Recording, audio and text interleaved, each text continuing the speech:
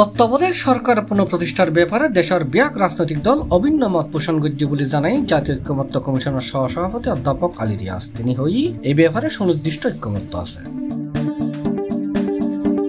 জুলাইয়ের 2 তারিখ বুধবার ঢাকার ফরেন সার্ভিস একাডেমির ডুয়েল হলত জাতীয় ঐক্যমত্য কমিশন রাজনৈতিক দলের দ্বিতীয় পর্যায়ের 8ম দিনের আলোচনা শেষে সাংবাদিকলরে ব্রিফের সময় এসব কথা তিনি এই সময় আলী রিয়াজে তত্ত্বাবধায়ক সরকার গঠন ও কাঠামো এবং এর খতিয়ান নিয়েও আলোচনায় আজিয়ে নির্বাচনী এলাকার সীমানা নির্ধারণের ক্ষেত্রে একটি বিশেষায়িত কমিটি তৈরি করা হবে।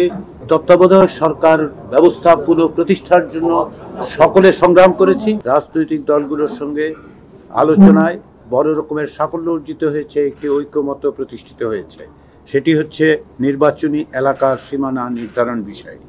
আপনারা নিশ্চয়ই জানেন যে সীমানা নির্ধারণ বিষয়টি অত্যন্ত গুরুত্বপূর্ণ একটি সুষ্ঠু, অবাধ, গ্রহণযোগ্য নির্বাচনের জন্য, এবং এ নিয়ে অতীতে বিভিন্ন রকম বিতর্ক তৈরি হয়েছিল। সে কারণেই ঐক্যমত্য কমিশনের কাছে এটা অত্যন্ত গুরুত্বপূর্ণ বিষয় বলে বিবেচিত হয়েছে এবং রাজনৈতিক দলগুলো একে গুরুত্বপূর্ণ বিবেচনা করে আজকে আলোচনার মধ্য দিয়ে একমত হতে পেরেছে।